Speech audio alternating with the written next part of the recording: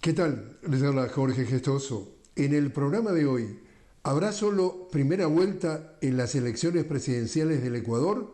Se lo preguntamos a nuestra notable invitada, Andrea Yepes, estratega directamente desde Quito. Andrea Yepes, una cálida bienvenida al programa. Hola Jorge, saludos cordiales a toda la audiencia. Andrea, una reciente encuesta en Ecuador, estamos hablando de la empresa MR, consultó a 4.600 encuestados a nivel nacional, da una clara favoritismo a la candidata Luisa González de la Revolución Ciudadana, es decir, del correísmo sobre el actual presidente Daniel Noboa, el neoliberal. Estamos hablando que sugiere que hay entre 14 y 15% de ventaja de González sobre Noboa. ¿Tu reacción? Definitivamente el contexto de esta primera vuelta, Jorge, en Ecuador es inaudito. Generalmente en una primera vuelta casi todos los candidatos que pugnan tienen una oportunidad o al menos la mayoría. En este caso, definitivamente es claro que solo existen dos candidaturas competitivas. Una, la del presidente Daniel Noboa, que está intentando la reelección, y evidentemente de la candidata Luisa González, a quien te has referido, que es del exponente del movimiento político del expresidente Rafael Correa, de alguna forma su sucesora después de estos 10 años de intentar recuperar el poder, que goza de la aceptación del nicho electoral que este movimiento político tiene en el Ecuador, que ha sido permanente de un 25, 30, 32% en todos los procesos electorales. Entonces,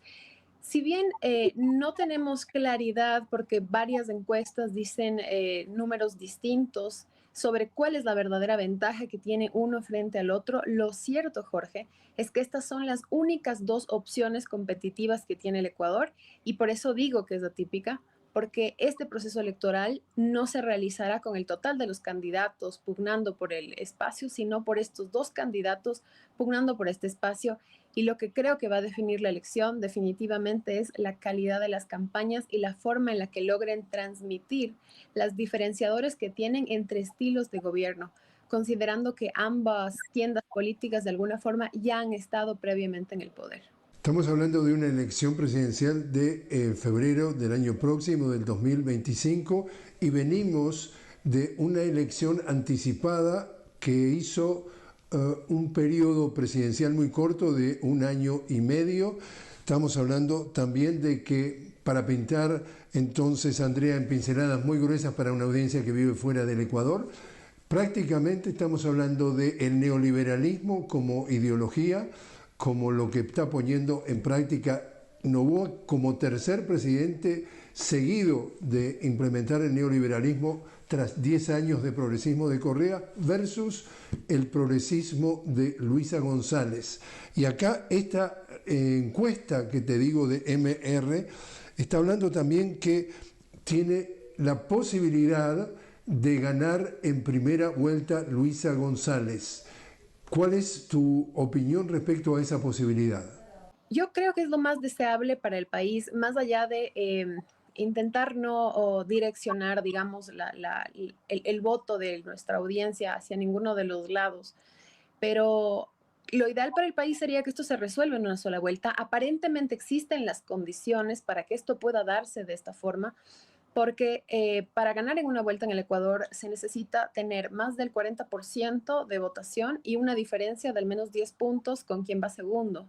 Vemos claramente que por el desgaste propio del gobierno, por supuesto, que una reelección es mucho más complicada que una candidatura sin tener el peso de la gestión encima, lo que le libera al equipo, en este caso,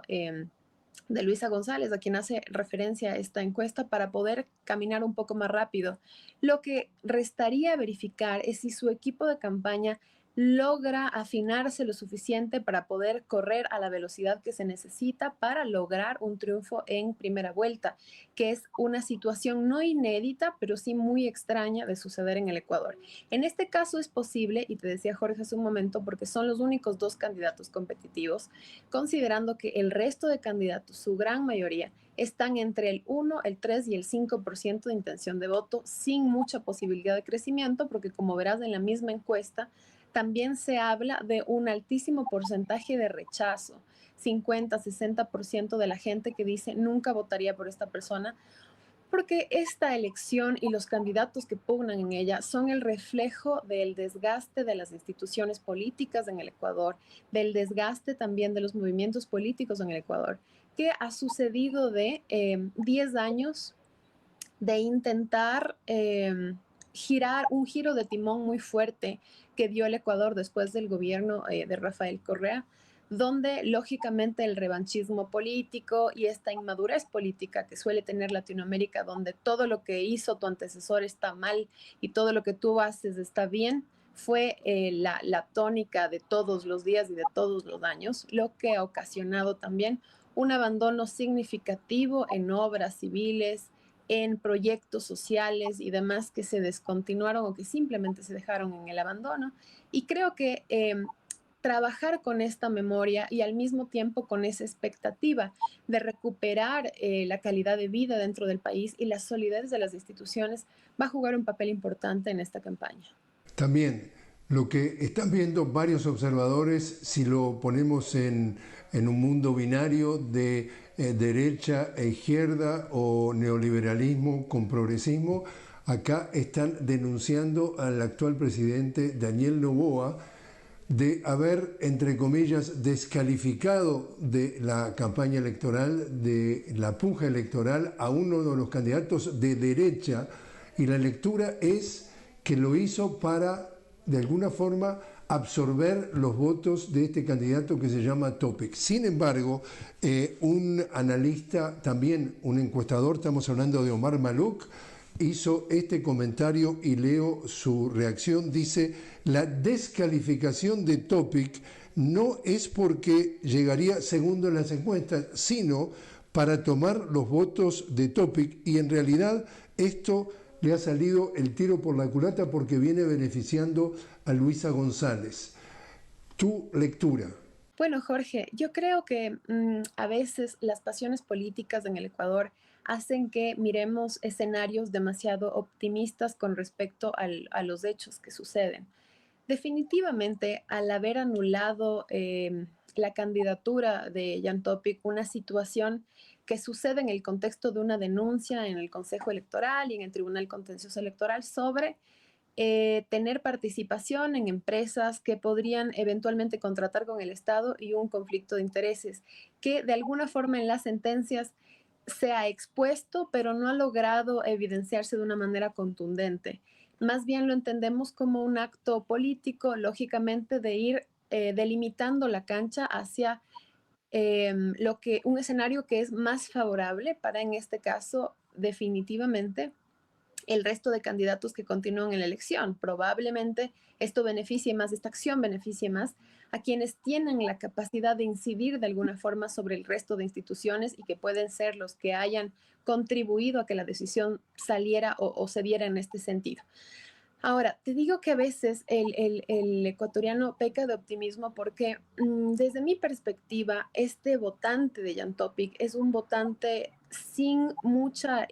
contenido ideológico, por no decirte sin ningún contenido ideológico, que tenía una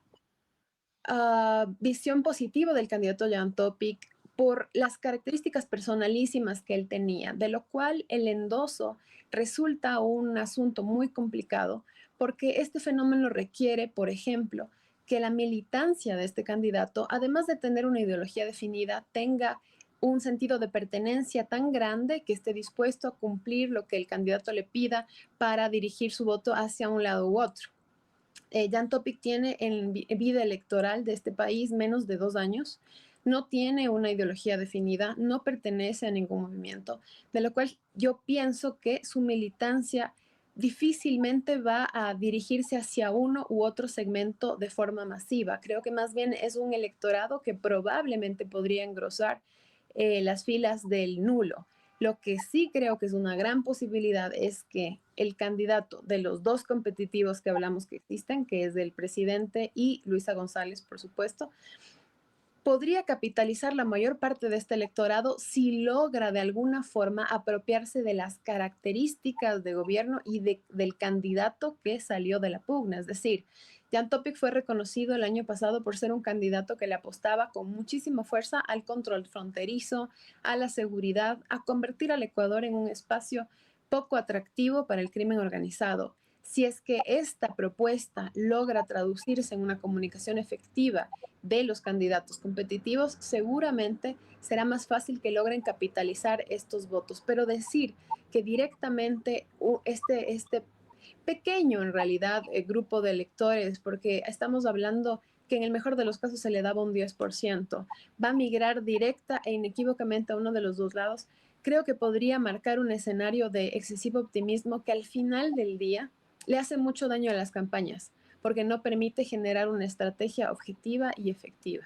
Andrea, te invito a hacer una pequeña pausa. Estamos hablando con Andrea Yepes directamente desde Quito sobre el escenario de rumbo a la elección presidencial de Ecuador, la campaña electoral. Enseguida regresamos.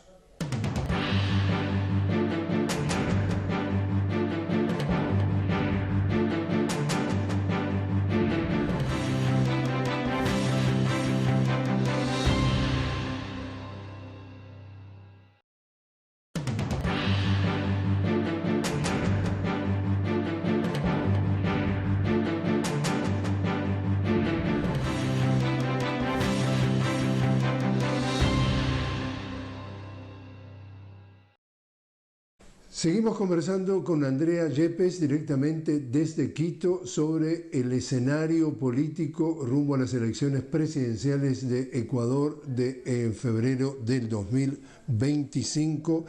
Hay un tema también del punto de vista político que sucede en Ecuador. Acá estamos hablando de un presidente, Daniel Noboa, una vicepresidenta que desde el primer día estuvo en conflicto con él, tanto es así que la mandaron, entre comillas, de embajadora a Israel. Ahora entonces vuelve y le cambiaron la vicepresidencia y nombraron prácticamente la consulta ex, lo hicieron a dedo para descalificarla. Vuelve y reclama su puesto porque dice que el presidente Noboa no puede ser al mismo tiempo presidente y candidato, y cuando empieza su campaña como candidato debe tomar la presidencia la vicepresidenta, y aquí está la persona que reclama eso y que no lo obtiene. Cuéntanos en perspectiva cómo estás leyendo tú esto. Jorge, el Ecuador lamentablemente y como gran parte de Latinoamérica, pero muy coyuntural y específicamente el Ecuador, ha sido una república no exenta de excesos graves en el poder, debido a la flaqueza y la debilidad de nuestras instituciones.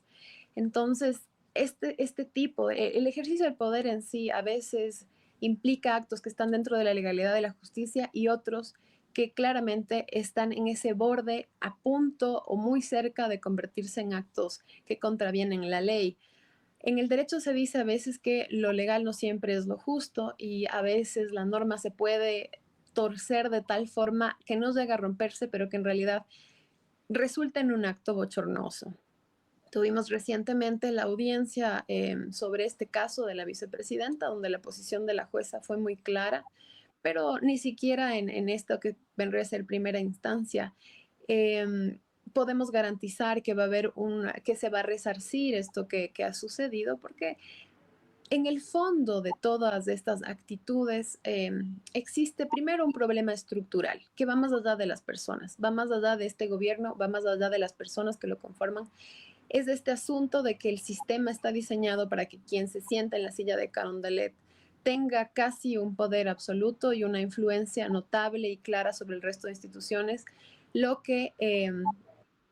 impide este control natural entre pesos y contrapesos, esta fiscalización que se realiza una institución con otra.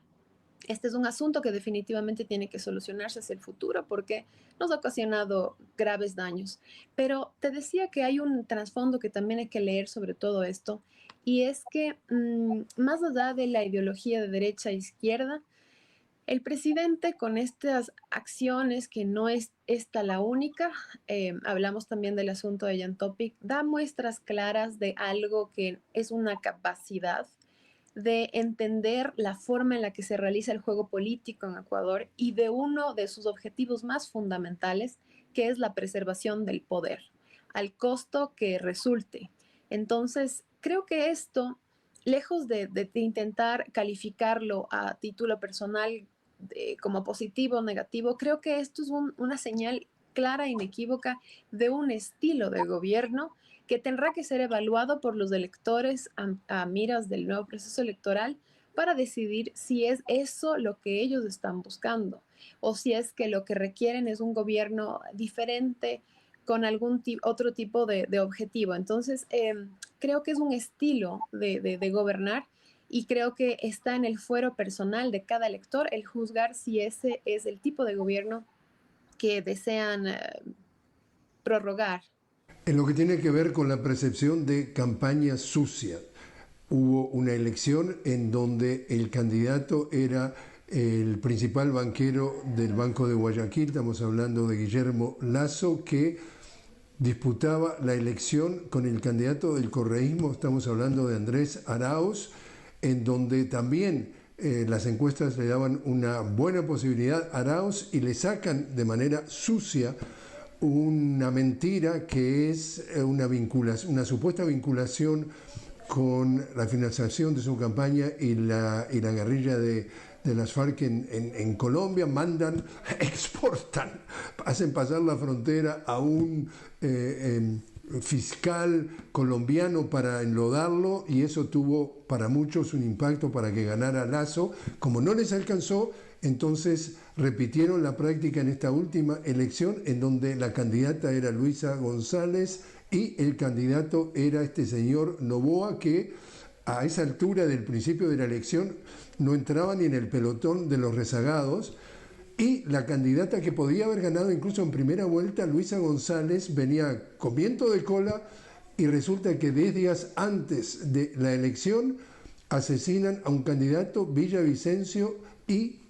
le golpea duramente la intención de voto porque le achacan la muerte, el asesinato al correísmo. Ella estaba en el orden del 40 y pico por ciento de intención de voto, cae al 33%, y del pelotón de los rezagados aparece este señor Noboa y termina ganando la elección. Todos estos antecedentes, para quien nos ve fuera del Ecuador, le van a sacar otra vez una campaña sucia a última hora con este señor Noboa para otra vez dejar al correísmo fuera. Jorge, como decía yo hace un momento,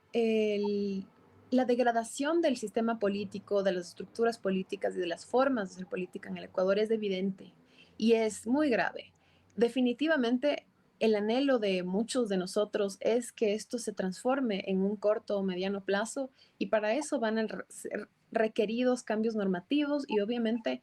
cambios en la forma de hacer política, en quien dirige las instituciones y demás.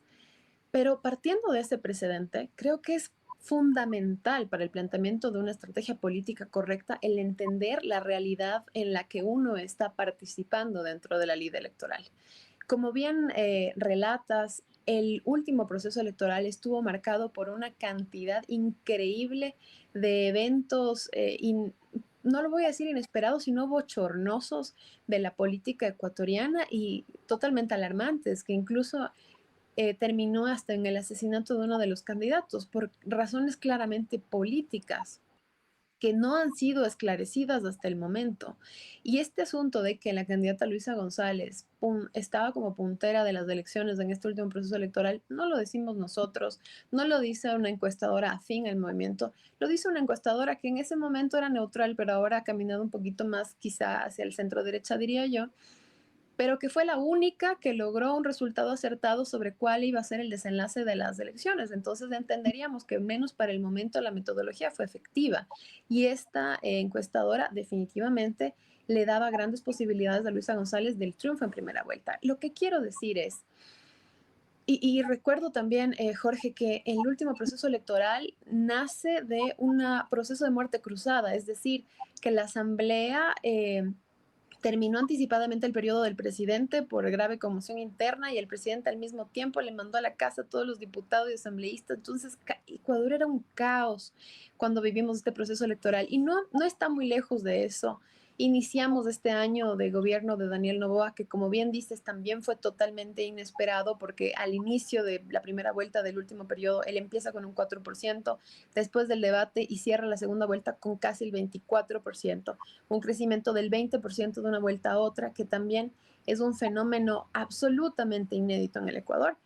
Empieza su gobierno con una crisis de seguridad que ya fue la última gota que derramó el vaso de un montón de negligencias con respecto a seguridad, sobre todo en la última década. Entonces, el Ecuador vive un estado muy convulsionado de la sociedad y al mismo tiempo vive una degradación terrible del sistema político. Por lo tanto, sería absolutamente ingenuo de parte de cualquiera de las tiendas políticas y especialmente de los candidatos más competitivos pensar que este proceso electoral se va a llevar a cabo en el contexto de la democracia, la legalidad, el respeto a los derechos políticos de todos, porque esa no es la realidad que vive el país, Jorge, esa no es la realidad que vive el Ecuador. Esperamos pronto que esto pueda cambiar, ojalá así sea y ojalá sea cual sea el ganador del proceso electoral, uno de sus objetivos de gobierno sea el fortalecimiento de las instituciones, ojalá sea así, pero sería ingenuo pensar que no vamos a tener acontecimientos sorprendentes / bochornosos en este nuevo proceso electoral. En días pasados tuvimos oportunidad de entrevistar a el candidato Leonidas Issa, él es el presidente de la CONAIE, es decir, la Confederación Nacional de Nacionalidades Indígenas Ecuatorianas, y también candidato presidencial de Pachacutic, del partido de alguna forma que representa a esa comunidad. En el pasado también, simplificando para una audiencia que nos ve fuera del Ecuador, y tú me corriges, cuando llegó el momento de las elecciones se plantearon en segunda vuelta todos contra el correísmo, todos para frenar el triunfo de Arauz, todos para frenar el triunfo de Luisa González, y en estas dos últimas elecciones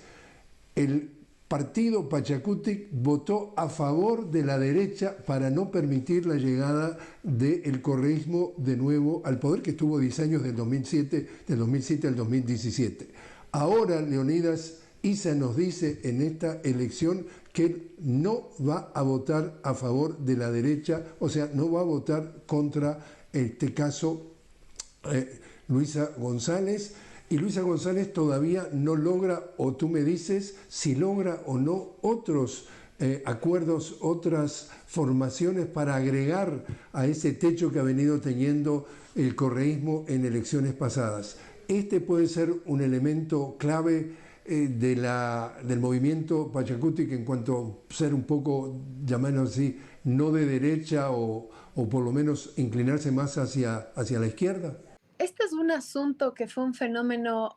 comprensible, pero para el entorno ecuatoriano, pero probablemente incomprensible por completo para quienes nos ven fuera del Ecuador,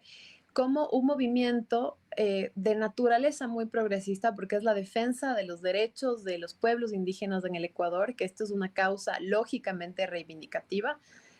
pudiera alejarse en segunda vuelta de la opción alineada hacia la izquierda y el progresismo y de alguna forma, aunque no lo hiciera explícitamente, apoyar al otro candidato que finalmente resultó triunfador, que fue el presidente Daniel Noboa, que correspondía a una línea ideológica, por supuesto, contradictoria a la base del movimiento indígena. Pero claro, esto parte de lo fuerte y radical que suele ser la política en el Ecuador. Durante el gobierno de Rafael Correa tuvieron diferencias muy fuertes con la organización indígena también, con la Confederación de Nacionalidades, y estos resentimientos que en Ecuador duran más o menos siempre 1 o 2 décadas, a veces terminan afectando al panorama electoral y político del Ecuador, pero claro, también convulsionando las propias organizaciones internas. Ese apoyo pudo haber sido definitorio en la última segunda vuelta, y probablemente el movimiento indígena se lo haya cuestionado todo el tiempo porque han recibido una sólida contradicción a sus intereses de la defensa del agua, por ejemplo, contra el asunto de la minería. Entonces, lo mismo que Jorge le pasó también al candidato Jan Topic, que fue otro de los promotores y que también se sumó al grupo de